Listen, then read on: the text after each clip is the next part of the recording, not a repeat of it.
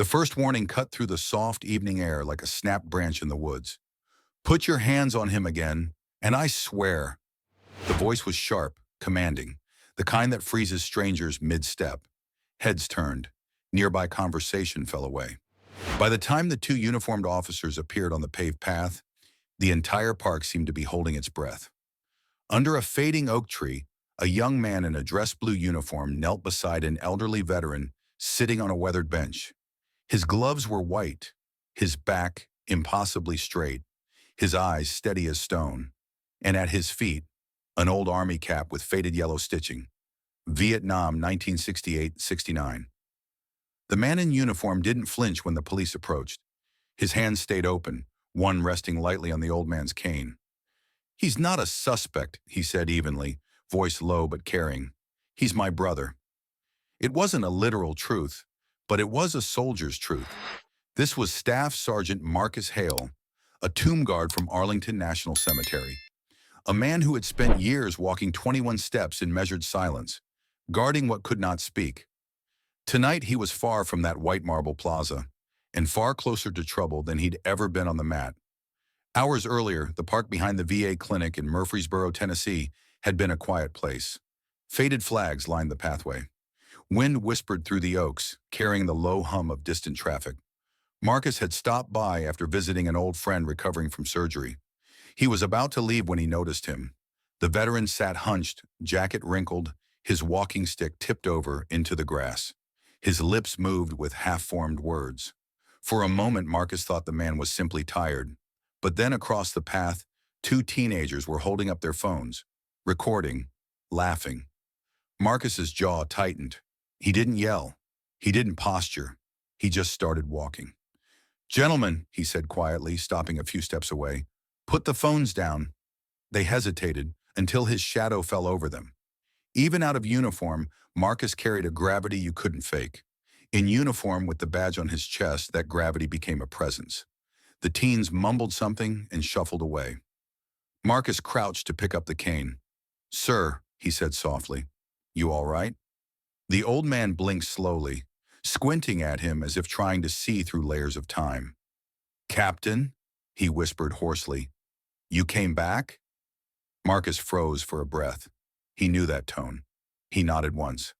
"At ease, soldier. I'm here." He helped the veteran take a sip of water, adjusted the loose collar on his jacket, and sat down beside him. As the sun lowered behind the oaks, Marcus didn't speak. He just listened to fragments of a war fought half a century ago. "Jungle heat," the man muttered. "Lost platoon. Morales. Pike. Henderson." Names carried like ghosts on the wind. Marcus had stood guard at Arlington long enough to know the way memory could detonate without warning. He had seen veterans press their palms against the rail before the tomb and whisper names only they remembered. He didn't interrupt the old soldier's battlefield. He simply kept watch. Across the park, a young mother paused with her stroller. She saw a man in a crisp uniform leaning over an elderly stranger who looked afraid. She didn't hear the words. She didn't see the gentleness. She only saw the posture. And in a world where misunderstanding spreads faster than truth, she reached for her phone. Not to film, but to call 911. By the time the light drained from the trees, the evening was wrapped in that strange quiet that comes right before trouble. Marcus sat with his hands folded loosely over his knees, the rhythm of his breathing slow and controlled. Years of guard duty had taught him how to be still. He didn't know that flashing lights were already streaking down the road toward the park. Then it happened. The old veteran jerked upright suddenly, hand trembling in the air. "Down!" he shouted. "Mortars! Get your heads down!" Marcus caught his wrist gently, his voice low, calm. "Easy, Earl. You're safe. Tennessee. You're in Tennessee, remember?" But Earl wasn't in Tennessee. Not in his mind. He was in Da Nang, in the jungle 40 years earlier, calling names of men who never made it home.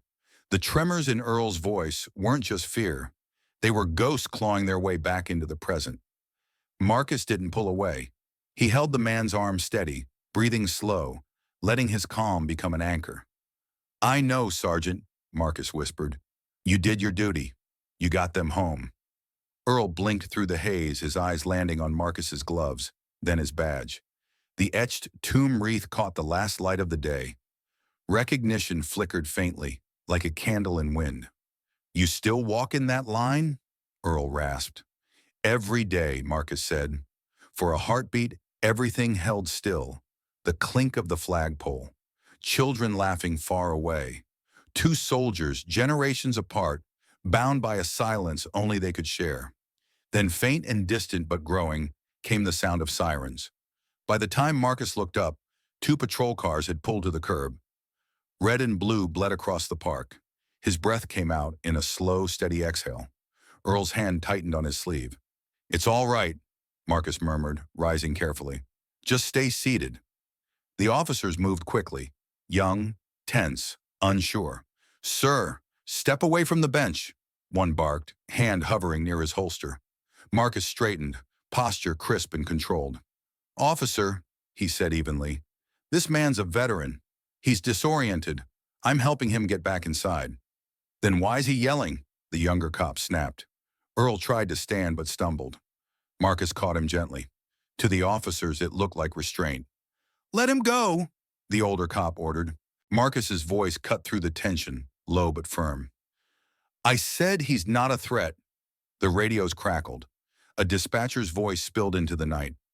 "Caller reports possible assault on an elderly male by a man in uniform. Proceed with caution." The younger officer's knuckles tightened on his weapon. "Sir," he warned, "hands where I can see them." Marcus felt frustration flicker beneath his discipline. Years of silence at the tomb had taught him to master that feeling. Slowly, deliberately, he raised his gloved hands. The brass on his badge caught the blue light like a signal flare. "You're making a mistake," he said quietly. "I'm U.S. Army. Active duty." The officer's hands shifted closer to his holster. "Then you can explain that downtown." The moment stretched tight between misunderstanding and consequence. "Face down, now." The command cracked across the park like a whip, too loud for the quiet that had lived there a moment earlier. It wasn't just the words. It was the reflex in them, the baked-in caution that turns uncertainty into orders. Marcus didn't move. He stood tall between Earl and the officers, hands raised, fingers spread, coat unwrinkled despite the tension gathering around them like storm air. His voice stayed even, one notch above a whisper, one notch below a challenge. "You're escalating a situation that doesn't need escalation." The younger officer drifted a step closer, reading the uniform the way a gambler reads a hand, eyes darting to the brass, to the white gloves, to the immaculate seams. "That insignia," he muttered, suspicion thickening. "I've never seen that on a real uniform." Marcus kept his chin level. "It's earned," he said, "and if you knew what it stood for, you'd lower your voice." The older officer cut in, trying to cuff the moment before it ran. "Sir, step back. Hands on your head." Behind them, a half circle of bystanders had started to grow. A jogger slowed to a walk. A businessman with a briefcase watched with a face that said he'd seen enough of these endings. Two teenagers, maybe the same ones from earlier, maybe not, raised their phones. The lenses blinked open like additional eyes. Earl shifted, struggling to rise, and Marcus turned instinctively to steady him. It was a small pivot, protective, not forceful. But in the bright tremble of police lights, that kind of movement looks like intent. The younger officer lunged, grabbing Marcus's forearm. "Don't," Marcus said, quiet but edged. "Hands on your head," the officer barked, yanking. Marcus rolled his shoulder, automatically keeping his body between Earl and the pull. The motion was defensive, trained, not resistance, but the kind of reflex you get when you're used to absorbing force without passing it along. To the officers, it looked like refusal. And then it happened all at once. The older officer cut behind, the younger swept low, and the world narrowed to gravel and breath and the hot scrape of asphalt against skin. A flashlight clattered. Marcus's cheek met the grit with a bite. The smell of dust and rubber filled his mouth. "Stop!" Earl shouted, voice ragged. "Don't hurt him! He's one of us!" A baton handle pressed to Marcus's shoulder blade. Metal kissed his wrists. The cuffs cinched shut with a mechanical certainty that felt colder than the steel itself. "Under arrest," the younger officer said, breath coming quicker now. "For resisting." "Resisting?" A woman's voice called from the edge of the scene. He was helping him. "Back up, ma'am," the older officer ordered without looking, eyes flicking between Marcus and Earl, as if the truth were somewhere on the ground where gravel sparkled like flecks of glass. Phones hovered. Red and blue strobed across white gloves. "Sir," Marcus said, breath steady despite the weight on his spine, "my identification is in my left jacket pocket." "Noted," the younger officer snapped and kept pressing. Earl lurched forward on his unsteady legs, grabbing for Marcus's shoulder as if to keep him from sliding off the earth. The older officer moved to catch him, misjudged, and Earl's cane skittered away. His knee buckled. He went down with a hollow thud that sucked the oxygen out of the air. The crowd exhaled in a single, pained sound. Marcus turned his head as far as the pressure would allow. "Easy, Sergeant," he managed, voice aimed past stone and heat and humiliation. "I'm all right." A thin ribbon of blood traced down from Earl's temple. He blinked, dazed, whispering names to no one.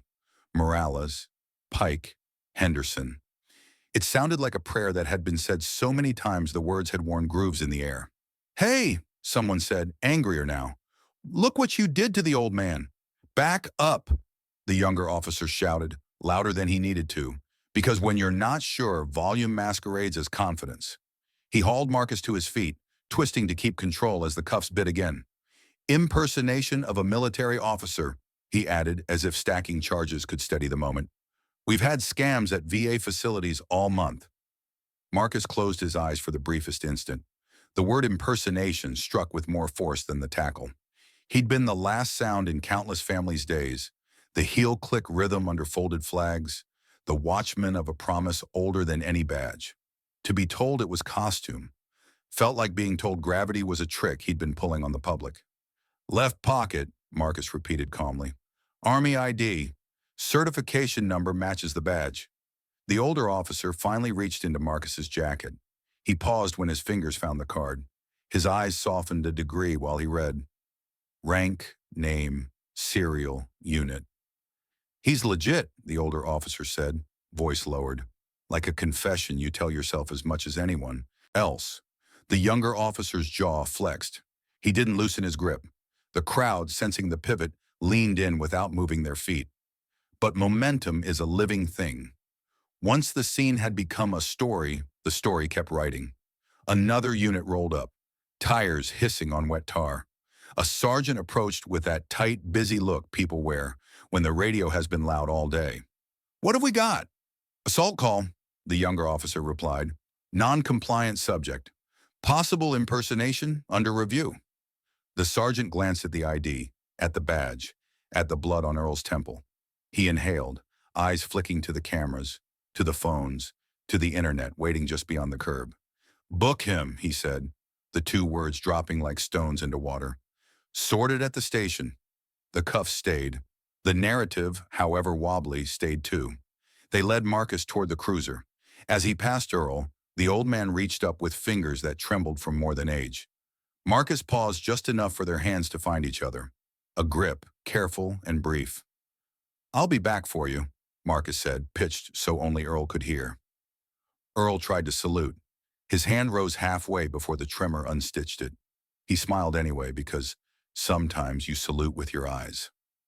The door of the patrol car opened. Marcus ducked his head because there's a discipline to even indignity. The door shut. The world outside became color and blur. The world inside turned to the thrum of an engine and the quiet that follows the loudest mistakes.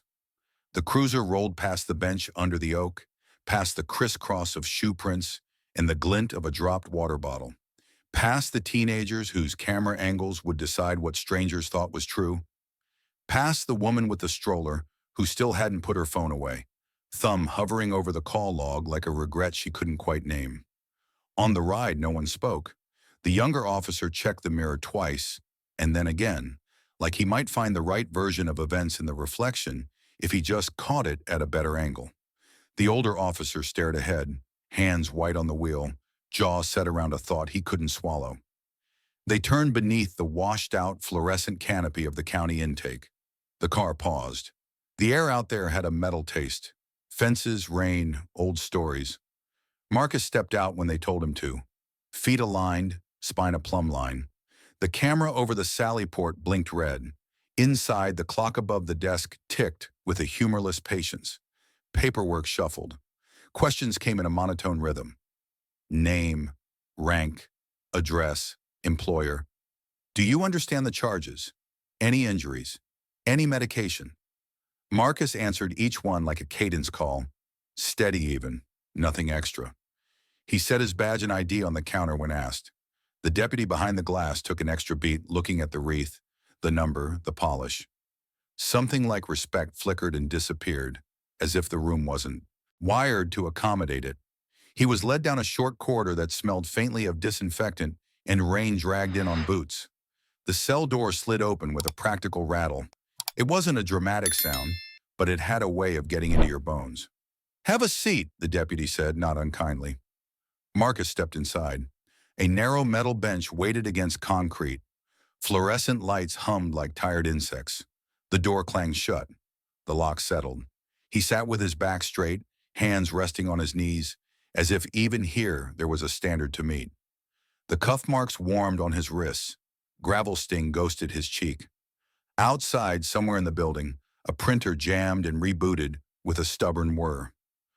The quiet came back, not the marble silence he knew, but a cheaper version, buzzing, thin, full of corners. He breathed into it anyway, measuring the seconds like steps. 21 forward, pause, 21 back. Somewhere beyond the block walls and paper stacks, the park was returning to ordinary, benches, oaks, a cane left leaning where it didn't belong. Somewhere Earl was being helped up, a bandage pressed to his temple, his name spelled wrong on an intake form that still meant well. Somewhere screens were already filling with angles and takes. In here, time narrowed to breath and posture. Marcus fixed his eyes on a seam in the concrete, the way he'd fixed them on the line in the mat at Arlington. The watch didn't stop. It just moved locations. The door closed behind Marcus with a clean, heavy clang, the kind of sound that doesn't echo so much as it settles. It was neither the solemn hush of Arlington nor the nervous hum of the park. This was the sound of a place built to wait. The cell was a square box with a narrow metal bench fixed against one wall. The lights buzzed with tired energy, the kind of flickering fluorescence that makes every shadow sharper. A deputy at the desk murmured something about paperwork delays, as if that were explanation enough for a night spent inside four walls. Marcus sat down. His back found the wall, straight and disciplined. His palms rested on his knees, uncuffed now, but the wrist still carried the memory of the steel. Gravel sting burned faintly against his cheek where it had scraped the ground. But it wasn't the pain that kept him upright. It was habit. It was the posture of someone who had learned to be still, not because he liked it, but because stillness was a duty. He'd walked the mat in every kind of weather. He'd stood through funerals where grief bent the air itself. He could wait through this too. From the cell next to him came a rough chuckle, low and rusted with years. "You one of them fancy soldiers?" Marcus turned his head slightly. The man sitting behind the bars had broad shoulders and a gray streak through his stubble. County orange hung loose around him, but there was something in his eyes, a glint of recognition, maybe even respect. 101st? Marcus asked quietly, spotting a faded eagle tattoo on the man's forearm. The man blinked, then laughed again, softer this time. "Yeah, back when we still jumped out of planes." Marcus gave a small nod. "3rd U.S. Infantry, Old Guard." The man whistled. "So they bagged themselves a real one, huh? What did you do? Stand too straight?" Marcus didn't answer right away. There was nothing to defend. No outburst, no misunderstanding to explain that wouldn't sound absurd when stripped of its weight. "I didn't leave someone behind," he said finally. "That was the crime." The man leaned back, arms folded behind his head. "Figures." Outside the cell, the night dragged its boots along the corridor. A deputy filed a report. A printer sputtered. Keys jingled. It was the kind of slow-churn bureaucracy does when it has no idea it's chewing up something bigger than paperwork. Marcus focused on the sound of the clock somewhere down the hall. Tick, tick, tick. He matched his breath to the rhythm the way he matched it to the mat in Arlington. 21 forward, pause. 21 back. Here, it was just breaths instead of steps. A memory surfaced, not of combat, not of the park, but of Arlington. Dawn mist, the faint scrape of a shoe against marble, tourists hushed by the ritual that was older than their cameras, his white gloves against the rifle, the click of heels at the turn, every sound precise, every motion weighted with the promise that the forgotten would never be left alone. Now sitting on a metal bench beneath bad lights, that same promise sat beside him. Earl Hopkins was still on that park bench in his mind, calling names Marcus didn't know but understood all too well. Henderson, Morales, Pike. The weight of the watch wasn't gone. It had just moved. A deputy appeared at the bars. A young one, probably barely out of the academy, holding a clipboard like a shield. You, want to make your phone call? Marcus shook his head. No one to call. The deputy frowned. You sure? You're in a bit of a mess, soldier. I've been in worse places, Marcus replied calmly. This isn't war. It's just noise. The deputy hesitated a second longer, as if the quiet unnerved him, then moved on down the row. The rough-voiced veteran next door grunted. They don't get it, do they? Civilians. They don't know what it means to stand for something. Marcus exhaled slowly through his nose. That's why we still do. They sat in silence after that. Not the bitter kind, but the kind between men who've worn the same boots, even if in different wars. On the far wall, the clock ticked on. Somewhere outside the station, phones were still recording, uploading, spreading. The story had already escaped the boundaries of the park. A tomb guard in cuffs, an old veteran bleeding, a shouting match that was never a match at all. People didn't wait for truth. They just hit share. Inside, Marcus closed his eyes, straightened his spine against the cold wall, and reminded himself of the same oath he'd walked for years. My standard will remain perfection. Through the years of diligence and praise and the discomfort of the elements, I will walk my tour in humble reverence. Not even steel bars could break that rhythm. The hallway filled with footsteps. Two deputies approached the cell. One of them, older, carried himself like someone who had spent enough years seeing the difference between a drunk and a soldier. Sergeant Hale, he said, the chief wants to see you.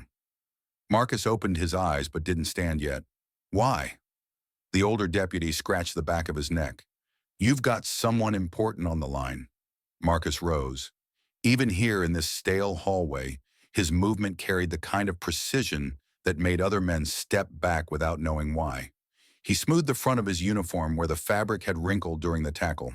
Then let's not keep him waiting, he said. They cuffed him again, not out of malice but procedure, and led him down the corridor. The veteran in the next cell raised two fingers in a half salute. Marcus returned it with a nod. The door opened to a small interview room with a single phone mounted on the wall. A deputy placed the receiver in his cuffed hands. Marcus brought it to his ear. Staff Sergeant Hale? A crisp voice on the other end asked. Yes. This is Colonel Briggs, Army Public Affairs. General Hallstead has seen the footage. Marcus said nothing. We're moving on this, the colonel continued. The chief of staff has already made calls to Rutherford County. You won't be sitting there much longer. Marcus's fingers tightened fractionally around the receiver. Sir, he said evenly, the veteran, Earl Hopkins. Is he all right? There was a pause, softer than the static. He's stable. He's at the VA overnight for observation. You helped him more than anyone else did today. Marcus exhaled through his nose. A breath, not relief exactly, but something close. Hang tight, Sergeant, the colonel said. You're not alone on this. The line clicked dead. As the deputies escorted him back to the cell, the air in the hallway felt different. Not lighter, not yet, but charged. Whispers carried, uniforms straightened. Somewhere far above the county ceiling tiles, wheels had started turning. Marcus sat back down on the bench, hands folded on his knees, gaze fixed straight ahead. He could feel the clock's rhythm more than hear it now. Tick, tick, tick. Outside, a general was making calls. Inside, a soldier was keeping his watch. This wasn't over. Not yet. The morning light over Rutherford County was the kind that didn't quite commit to brightness. It came through low clouds in long, soft shafts, gray at the edges, gold at the center. washing over the courthouse like a slow exhale. Reporters had already started, gathering on the front steps, not because they fully understood the story, but because the story had already decided to grow. A soldier in ceremonial uniform, an elderly veteran, a misunderstanding, an arrest. And somewhere between night and morning, a four-star general had made some calls. Inside the holding area, Marcus was awake before anyone bothered to tell him the sun was up. His back rested straight against the wall, his breathing steady. Years of standing watch had made sleep optional, not essential. A deputy arrived just after 7 a.m., clipboard in hand, looking like a man who didn't know whether to offer an apology or just follow procedure. "Sergeant Hale," he said, voice careful, "you're being transferred for a preliminary hearing. They're, fast-tracking it." Marcus looked up. "Fast-tracking?" The deputy gave a small, uneasy shrug. "You've got people calling." They cuffed him again. Protocol, nothing personal, and led him through the narrow corridor. As the heavy doors opened, the cold air hit like a rinse of clarity. The parking lot was half full, the press vans lined up at the curb. A few camera lenses swung toward the movement as the deputies walked Marcus toward the entrance. He didn't lower his eyes. He didn't speed up. He walked the way he'd walked 1,000 times at Arlington, measured, calm, with the kind of presence that made people lean forward without knowing why. In Washington, D.C., more than 600 miles away, General Nathaniel Hallstead stood in his office with his cap under his arm. Outside, the Pentagon reflected the weak morning sun. Inside, a tablet played and replayed a grainy clip someone had posted hours earlier. A soldier kneeling beside an old man. Sirens, officers closing in. Hands up, white gloves. The click of cuffs. The general's jaw tightened as the camera zoomed in on the tomb badge glinting in the police lights. He didn't need to zoom. He recognized the face, the name. "Marcus Hale," he murmured. 2 years earlier, Marcus had been the sentinel at a funeral Hallstead would never forget. His son, Lieutenant Evan Hallstead, had been buried at Arlington under a folded flag. Marcus had walked that tour with precision sharp enough to cut through grief. The way he'd stood guard, silent, unshakable, had given the Hallstead family a kind of dignity that words could never provide. And now that same man was sitting in a Tennessee holding cell, accused of pretending to be what he already was. The general didn't waste time. He turned to his aide. "Get me Rutherford County." "Sir, it's Sunday morning." "I didn't ask what day it is." Within minutes, the county sheriff was on the line, stammering through half-finished explanations about calls, optics, reports. Hallstead didn't raise his voice. He didn't need to. "You put irons on one of my sentinels," the general said quietly. "Fix it." Back in Tennessee, the courthouse hummed with the kind of tension only small towns get when something big suddenly lands in their lap. Local officers stood stiff near the entryway, some looking anywhere but at Marcus.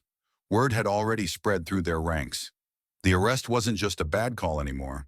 It was a bad call with stars attached to it. Inside, the courtroom was simple. No marble, no grandeur. Wooden benches, flag in the corner, seal behind the judge's chair. Marcus was led to the defense table.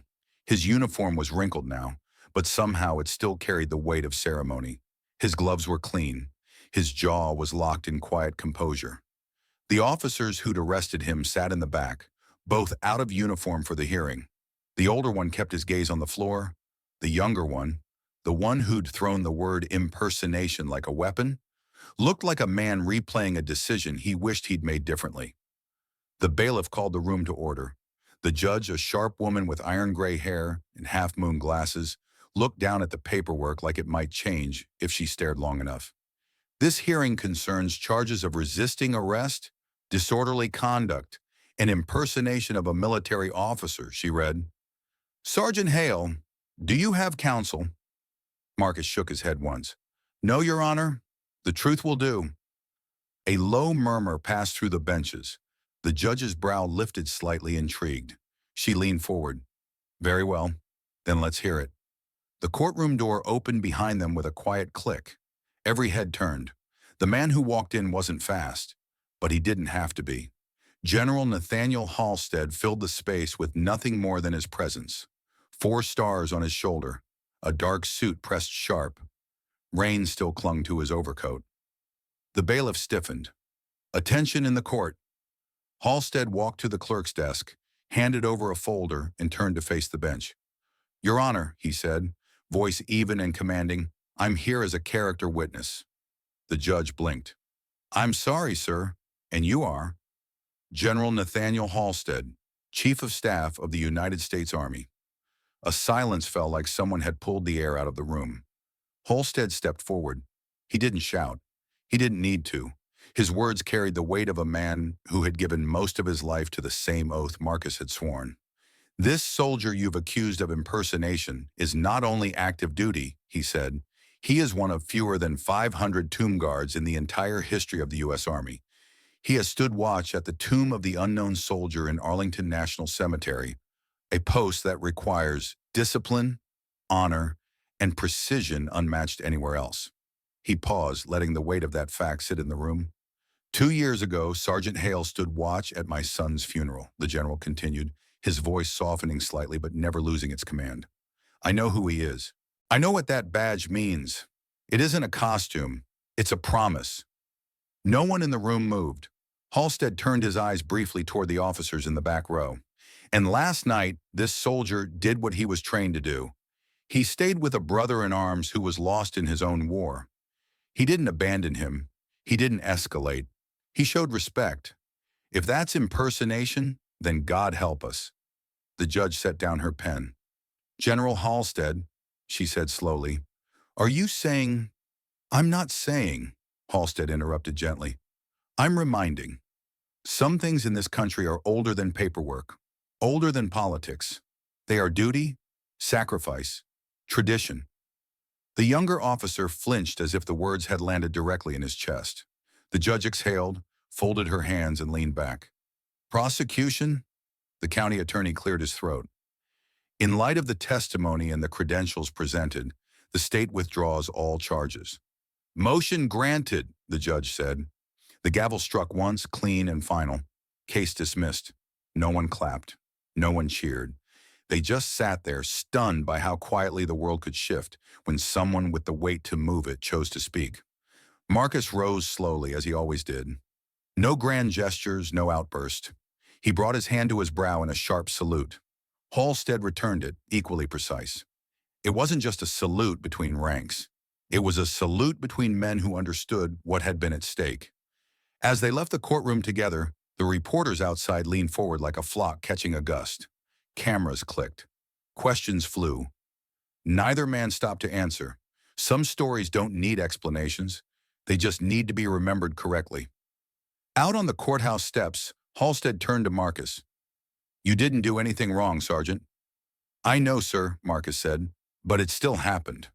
The general nodded once. "That's why we're here, so the world remembers what right looks like." For the first time since the park, Marcus let his shoulders ease. Not in weakness, but in something quieter. A soldier's kind of relief. By the time the courthouse crowd dispersed, the storm had passed without thunder. The reporters peeled away in knots, their cameras already uploading clips and quotes. Some of them came for a scandal, but what they got instead was a story about a man who stood his ground without raising his voice. Marcus stepped out into the soft Tennessee afternoon with General Hallstead beside him. Rain from the morning still clung to the pavement, turning it a dark mirror. A patch of sunlight had broken through the clouds, spreading gold over the courthouse steps like a quiet benediction. The general paused at the bottom of the stairs, slipping his cap under his arm. "I'll take it from here," he said. His tone wasn't a question. It was the calm authority of someone who had already moved mountains that morning. Marcus gave a crisp nod. "Yes, sir." Hallstead's eyes softened, not as a general, but as a father who remembered a folded flag and a silent guard at his son's headstone.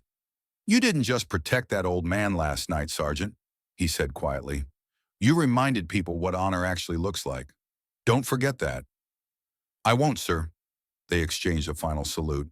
It was clean, deliberate, and more personal than ceremonial.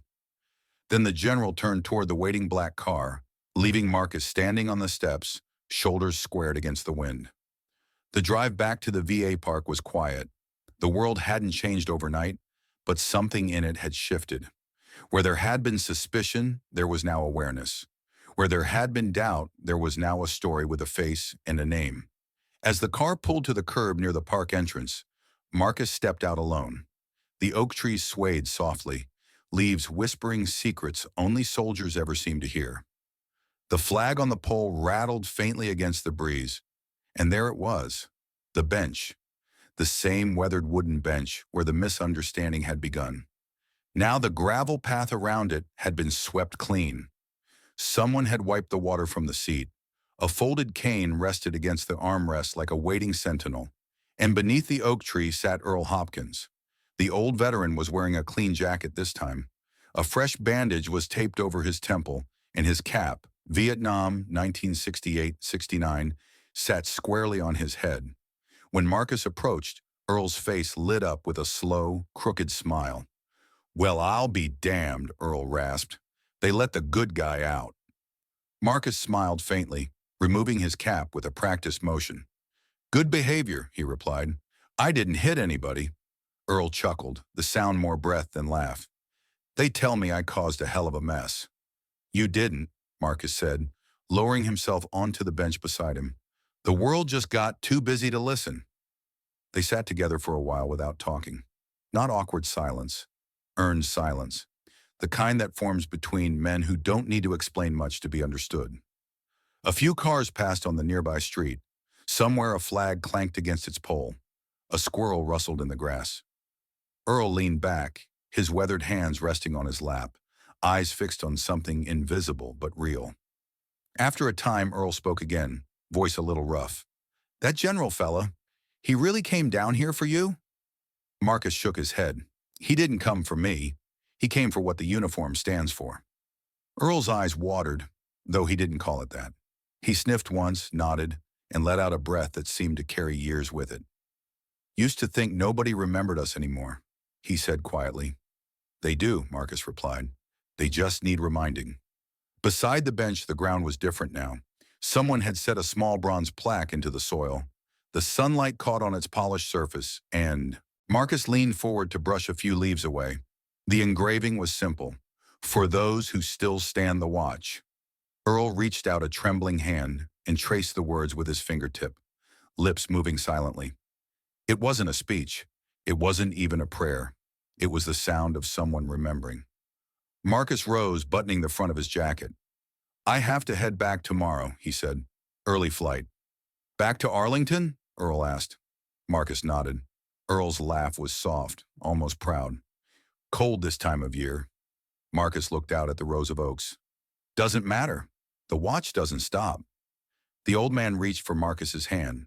Marcus extended his gloved palm, steady and strong. Earl's grip was fragile but full of something weightier than strength: gratitude. "You're a good man, Sergeant Hale," Earl said. "Don't let the world make you forget what right feels like." "I won't, Sergeant Hopkins," Marcus answered softly. They shook once, and then Marcus did what he had done countless times before, but this time, it wasn't for the dead. He stepped back, squared his shoulders, and saluted. Slow, precise, every line of his body in perfect alignment. Earl lifted a shaking hand and returned it as best he could. The salute wasn't sharp, but it was real. Marcus turned and walked down the path, each step deliberate and measured, like he was on the mat at Arlington again. Behind him, the oak leaves shifted in the wind. The plaque shone softly beneath the tree. As he reached the edge of the park, Marcus looked back once. Earl sat upright on the bench, chin lifted just a little higher than when Marcus had first found him there. That was enough.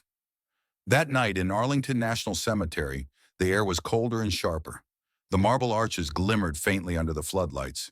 The eternal flame flickered in its basin. Tourists were long gone. The tomb of the unknown soldier lay under a clear sky, guarded as it always was. Marcus Hale stood at his post. His boots struck the mat with the precision only years can carve into a man's bones. 21 steps forward, turn, pause. 21 steps back, turn, pause. The world outside might misunderstand. It might rush. It might record and judge. But here the silence didn't waver. Here the weight of memory was both shield and sword. He thought of Earl sitting under the oak. He thought of the young officer, the cuffs, the gravel. He thought of Hallstead's voice echoing through that quiet courtroom. But most of all, he thought of the promise. The one he made the first time he put on those white gloves.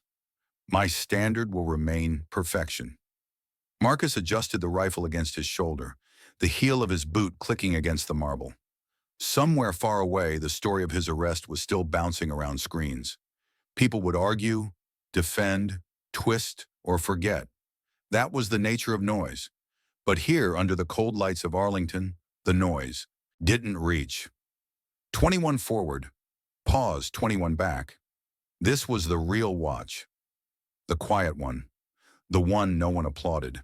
And as he walked that line, the faces of men like Earl Hopkins, men who had fought their wars long before hashtags and headlines, stood with him in the silence. The misunderstanding at the park hadn't broken him. It had reminded him why he walked at all. Honor isn't loud. It doesn't shout. It stands. And when the world rushes past in ignorance, someone must keep the watch. Marcus did.